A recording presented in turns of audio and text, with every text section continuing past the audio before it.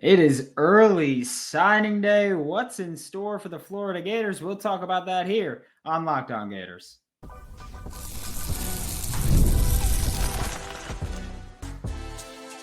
You are Locked On Gators, your daily podcast on the Florida Gators. Part of the Locked On Podcast Network, your team every day.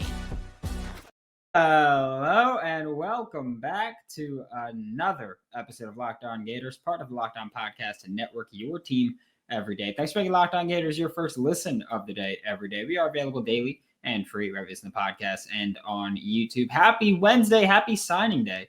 I am Brandon Olsen. Find me on Twitter at WNS_Brandon. Find all my written work with New York Giants on SI.com. And I will say this, just so you all know. With it being signing day, the Florida Gators are potentially, likely, going to add kids that are not currently committed to their class. And just so you know, every time Florida adds a kid that is not committed presently, we are going to go live. So just keep in mind, if you want to subscribe, whatever it is, every time Florida lands a commitment today, we're going live with the new commitment. And also, the shades are out. We're ready. We're ready today. Okay? It's a business trip today.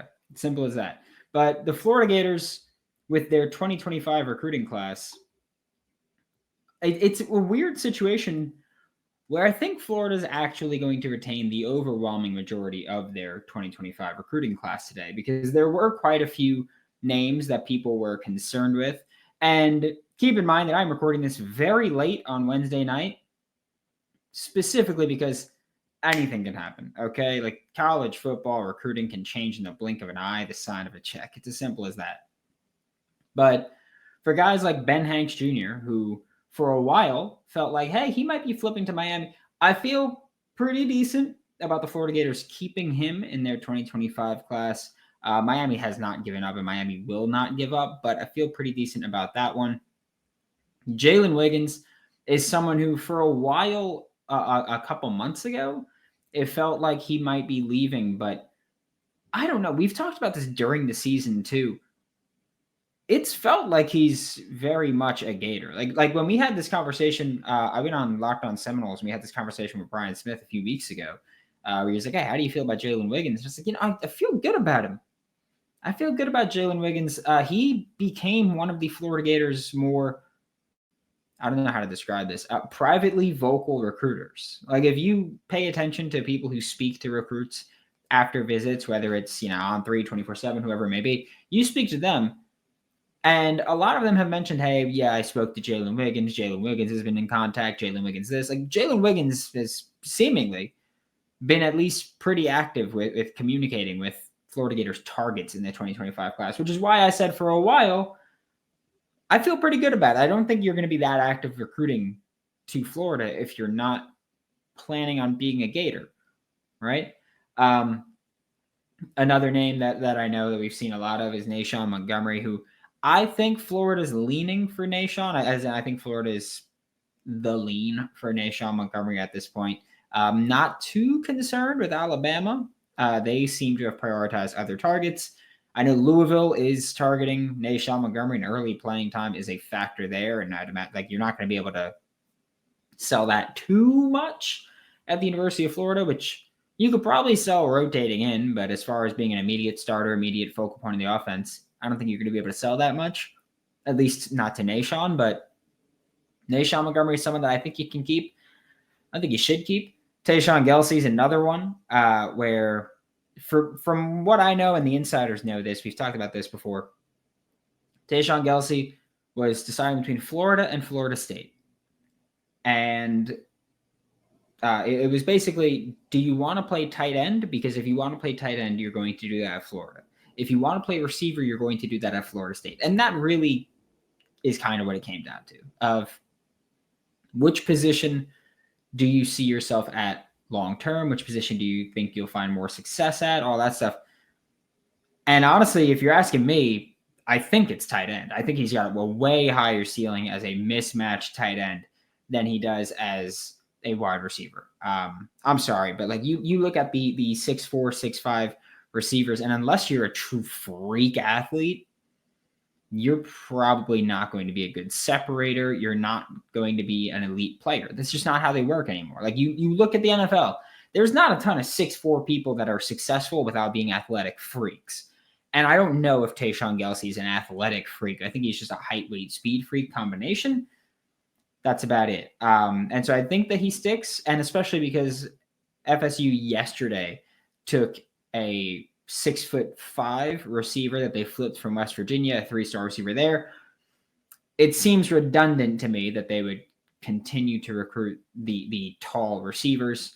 That just seems a little redundant. Jeremiah McLeod, he's one that I have not been able to get a read on. Other insiders have said, hey, he's going to be a Gator. He's sticking with the program. That'd be beautiful. I think he's got really high upside as a pass rushing defensive tackle. So you look at him as the kind of, he could play the 3-tech. He could also play like the Tyreek Sapp end role, which I do think he's very capable of doing. Crazy first step. I remember when he committed, we went live when he committed to Florida, and we spoke about it with his first step off the line. It's kind of crazy. He looks like he's got a great first step, but he wins with that first step a lot, which is a good thing.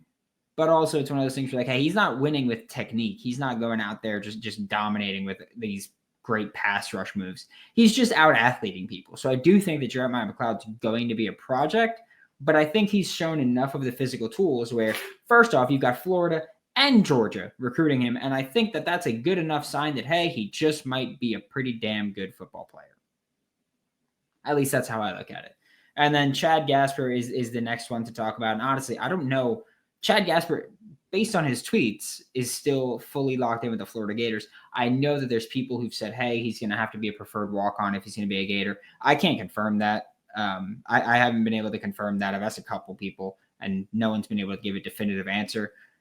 Maybe it's like, hey, you can join, but you might have to be a preferred walk-on, depending on how the portal and the rest of the class shakes up. I honestly don't know, but Chad Gasper is someone who I liked his film. I thought he was very versatile, could play receiver, could play running back, move around the backfield, move around the formation, and be useful. I liked him. But overall, the Florida Gators right now have the 11th ranked recruiting class in the country at the time of recording this, and it's going to get better. Or 11th on 24/7, 10th on 3. It's going to get better, and that's a beautiful thing. When you end a year with momentum, especially considering, let's call a spade, Florida started with bad momentum, and the buyout money was brought together and now being reallocated, things change, right? But for the Florida Gators, I mean, hell of a run they're on right now on the recruiting trail. Great momentum. Everything's trending upward for Florida, downward for Florida State, downward for, Miami fans on Twitter were freaking out last night about not being included in the top 12. Can't lose 2 games to unranked teams late. It's the same thing with BYU. BYU lost to one ranked team, one unranked team. You can't lose late games. They will kill you for that. You lose early, that's fine. You lose late, you're done. And it's honestly as simple as that. But we will be also going live after Billy Napier's press conference tonight, which I'm assuming is going to be around 5:30, 6 Eastern time. And so we want to go live and do a signing day recap there. So we'll do that here as well. We're about to be joined by Hayden Hansen, Florida Gators starting tight end, next on Locked On Gators. Hate the team that you drafted in a season-long fantasy, but want to stay in the action? Let me tell you, I got one league where I just went straight downhill. It sucked. Well, now we're introducing Better Together, the first cooperative daily fantasy platform where teamwork triumphs talent, and you can play with your friends, not against them. So you pick more or less on real-time player stats, strategize with your partner to boost your odds, and climb the leaderboards together so you can grab a friend, join the daily fantasy movement at Better Together, BETTOR together. Okay, just saying. BETTOR together. Download Better Together now from the App Store and sign up using promo code LOCKEDON, all caps, for a free $10 entry into any NCAA football or NFL contest. So you can play with me in the Locked On CFB Saturday Games contest this Saturday. Remember the code Locked On because winning alone is fun, but it's better together. Joining me now for Locked On Gators is Hayden Hansen, Florida Gators starting tight end. And You guys ended this season on a 3-game winning streak. Got to put belt to ass against an in-state rival that talked a lot after last season. They were so confident that Florida State and Mike Norvell was going to make everyone pay. But just how did that win feel to just end it on a 3-game winning streak and end the losing streak to Florida State? Yeah, I mean, it means everything, and obviously rivalry week, you saw there's a little more tensions, a little more passion behind it. But I mean, it's great to win and capitalize off of finishing strong, And this is what the team's going to be remembered for: is finishing strong, not how we started. And that was kind of the message towards the first bye week. We had that rough start, and the goal was to just control what we can control, finish, don't quit, leave a message for next year, and that's what we did. And we're gonna whatever ball game we get, we're gonna go win that one too, and make that 4 in a row, and then go into 2025. Yeah, and I do have to ask. You mentioned a little bit more intense. What did you think of the post game? We'll call them extracurriculars. With Napier kind of downplaying in the media, Mike Norvell practically soiling himself in the middle of the field. Just what was your take on that stuff? Oh, it was crazy. I saw Gums grab the flag on the sideline, and I was like, I knew exactly what was about to happen. I was like, do I want a part in this? So I see Gums run the midfield. I was like, you know what? Make a business decision here. I stood towards the back, like, you know what? This gets out of hand. I'll help a brother out, but I'm not going to go in there like an animal, And they were throwing down, but then I saw that we had the majority of the guys. I was like, you know what? They don't need my help. I'm good. I'm gonna save the ass chewing. I'm gonna back out of this one. But I mean, it was awesome, man. Just the passion those guys had, and people can say what they want about how it was handled. Obviously, we want to have more class, but I mean, last year they took chunks out of our field and stuff like that, So I mean, what do you expect? At the end of the day, we're competitors too. We're gonna get the get back, But that's just kind of how I see it. Yeah, I will never in my life have a problem with the flag planting stuff. I mean, I know that there's a lot of people who have feelings about it. If you don't like it, beat them. As simple as that. And as far as anybody that's like, oh no, even if my team wins and plants a flag, that I don't care. If you we had a conversation with the Locked On Nittany Lions Penn State host, and he was like, it's kind of like a spit in the face to plant the flag. I'm like, good. They're your rivals. Spit in their face. I don't care. This is rivalry week. I also have to ask what the locker room was like for you guys afterward, because I know you had your tweet. I forgot exactly what you said, but you tweeted smoking the cigar in the middle of my live show. I remember I talked about it right after the game. You tweeted about it. We had, of course, the picture of Lagway smoking the cigar. Miles Graham posted things. We saw a ton of tweets, Instagram lives, videos after that. It seemed like a pretty electric environment in the locker room. I'm not going to lie to you. Just what was that like for you? Yeah, man. It was awesome, coming together. The end of the season's sad. You're not going to see the same guys. The team won't be the same. So, just having that last moment, taking pictures that'll last forever, smoking with your boys after, you just took down an in-state rival, like you said, And I just think that the cigars are a great idea by Napier. I think it just kind of capped off a hard season, Definitely wasn't easy for anybody in that locker room, and for nobody to quit and to finish the way we did, definitely deserved it. You said something there that I don't think I knew before, but good idea by Napier for the cigars. Yeah, I think that was his idea. He wanted to celebrate the season. I think he had him on standby if he won that game, and we did. Yeah, that's encouraging to, I think, me and a lot of people that it was Napier's idea to do, just because it was well deserved. It was a hell of a season there. What was Billy Napier's message after? I know, in the post-game press conference, he's like, "Oh yeah, we don't like the flag planting and all that. That's not us, wink, wink, kind of thing." I don't think anybody bought it. I'm going to be honest with you. I don't think anybody bought Billy Napier being like, "Oh yeah, we don't want that." But what was his message to the team after the game? Team meeting wise, he just congratulated us, did the normal routine, watched the film, stuff like that. He did bring it up a little bit. He did say when he went back and watched it on TV, it wasn't as bad as he initially thought, but there are a few individuals on the team that are going to get talked to about it. But it was not a big deal. We could just close the season off with our final film reel, stuff like that. So it was good. Yeah, I'd imagine. I'm not asking for confirmation or anything, but I'd imagine a few of the people that are going to get a stern talking to we're stomping the yard a little bit over there at like the 20-ish yard line. But we can move on from the post game antics. But during the game, 3 targets, 3 catches. I think your catches and targets in that game were about the equivalent of what you had for the entire season after the Tennessee game. You pretty much doubled up your production there. Was it something where you guys kind of looked at this Florida State defense and you're like, hey, this is something we can attack, or was it just the flow of the game with how things were going for you? Yeah, I mean, I think it was just the flow. I felt like I got a little more opportunities. Split out wide than I normally did. Just a couple play calls that came my way. I feel like the way I play, I'm always open. I'm always slipping through cracks or whatnot. And if I am running down the field, I'm a mismatch against safeties or corners. So I mean, I was glad to get the ball a couple times and showcase my hands and feet and stuff like that. So. Get ready to tackle the NFL action with FanDuel, America's #1 sportsbook. Right now, new customers can bet $5, get $150 in bonus bets if you win. The FanDuel Sportsbook app gives you everything you need to place live bets on the NFL all in one place. So when you get a hunch in the middle of the game, you can check out the latest stats, view live play-by-play, and so much more. On the same page where you place your bets, just visit FanDuel.com to join today. You'll get started with $150 in bonus bets if you win your first $5 bet. That's FanDuel.com. Never waste a hunch and make every moment more with FanDuel, an official sportsbook partner of the NFL.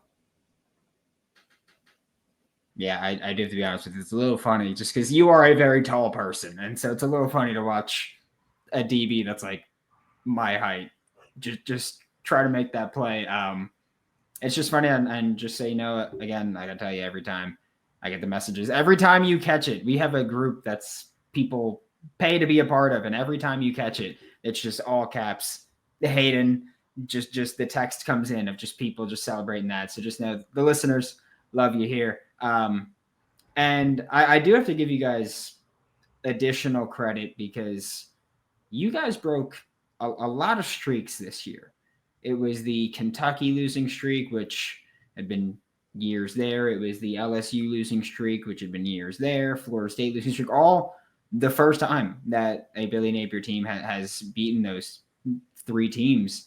Just walk me through here just the straight up, I guess, we'll say mental fortitude to kind of turn the page on those streaks and ending them. And like you guys have said multiple times, getting that bad taste out of your mouth with those teams. Yeah, I mean, it all goes back. I've said it a million times, but it goes back to that first bye week. How he had it structured, how we competed as a team. It kind of just flipped the mindset. Like I feel like guys were too uptight, too worried about messing up. I think we just started playing loose. And the back half of the season, the games we did lose, we felt. I mean, other than Texas, were games that we felt like we should have won. Tennessee, Georgia, things like that. And once those kind of games, even though we lost, we got a lot out of those games. Tennessee and Georgia proved we can play with anyone in the nation whenever we want if we show up. And obviously we didn't show up against Texas, and that's what happened. That's what happened to anybody. But, I mean, I think after those couple of games, that kind of just flipped everyone's mindset, and that's how we kind of carried on the rest of the season. That was that momentum kind of stayed with us, that self-belief. Yeah. Do you kind of pat yourself on the back? Because if you go back to, we'll say week 4 here. If you go to the comments from whenever we recorded week 4, I think a lot of the comments were, this guy's crazy for thinking this team can make a run. And it was people saying, hey, like Napier must be very convincing to have Hayden convinced that this team can make a run right now. Because, I mean, at this point, it was 1-2 with the only win being Samford. And so I think people kind of completely sold out there. People thought you were a little bit crazy for thinking that this team can make a run, but they do. So do you kind of just give yourself a little pat on the back of knowing then what we know now what this team is capable of? Yeah, I mean, I don't blame people like that because we didn't give them much to believe in the beginning. But that was just the part that was so frustrating to me because I was in that locker room every single day. I saw the practices, I saw the players, the coaches. I just knew what we had. And we just weren't putting it out there. And that's why I just kept telling you, I was like, we're close, we're getting there, we're close. And then finally we found a groove. Now I feel like everyone's starting to see what I was saying early on. And that's a good thing to see. Yeah. Also, it was crazy how once you guys started winning games, the comment section on these shows just went super positive. Once the wins started coming, the comments just went super positive there. But now that the regular season has come and gone, you guys, 7-5 secured Billy Napier's first winning season, regardless of bowl outcome here. And the absolute just freaking roller coaster that this season was. What were your thoughts as a player just on the season as a total? Yeah, roller coaster is a great way to describe it. We had a lot of key guys go down like Graham, Trey Wilson, Jason Marshall. We were faced with adversity very early on. We did not have an easy. First of all, we didn't have an easy schedule to begin with. Then we didn't have an easy situation week in and week out. But this team just found a way every time to fight and just not give up. And I think that's like deeply rooted into this team's DNA. That's what makes me so excited for next year. We got guys coming back. We got all this mindset is. I would say mindset is good, and they know that we know the standard now. The coaches know the standard, and it's going to be fun to watch. And I don't think we've ever had this conversation before, even last year after the season ended. But how did you feel about your performance this season personally? Like not even the production part, because we know the production part was got to get touches to do that. But just film wise, the more important thing. How did you feel about your performance personally? Yeah, I think I improved from last year greatly, especially in the run game with my feet, moving people, creating lanes, and I do feel like even though I only had one more catch and about 50 more yards than last year, I think that the cases that I did get the ball, I showed. I haven't dropped a pass my whole SEC career in a game. I think I had 13 catches this year, 12 last year. I don't get many, but when I do, I feel like I made them count. I feel like when I do get the ball, I move the chains, and I continue to do that this year. And that's just something that I see paying off during the offseason. Yeah, I do have to say I was a little disappointed this year that, last year we had a stretch where it was like, oh, your career long week after week, and that didn't happen. Just so you know, just a little disappointed we didn't get to do the career long back to back. But with this season coming and going, is there anything where, and obviously, season just ended, it's hard to really go back and say definitively anything, but is there anything where you're already kind of thinking like, this is the area I want to attack this offseason to improve the most? Yeah, there's always areas you can get better in, and me being tall. I'm going to keep continuing to work on my breaks out of routes, coming out of routes, keeping a negative angle, stuff like that, creating more separation, But I'm also going to continue working on the run game too, And tight end, it's hard to focus on one spot. But I'm always working on getting more explosive and faster. All right. Thank you so much, Hayden. This was Hayden Hansen, Florida Gators starting tight end. Thank you so much, Hayden. Thanks for making Locked On Gators your first listen of the day every day. We are available daily and free wherever in the podcast and on YouTube. We'll be back later whenever Florida gets a presently not committed recruit. We will be going live. And again, after Billy Napier's press conference, which he usually does on Wednesday evening. For Locked On Gators, I'm Brandon Olsen. Don't forget to follow me on Twitter at WNS_Brandon. Find all my written work with New York Giants on SI, and I'll see you all next time.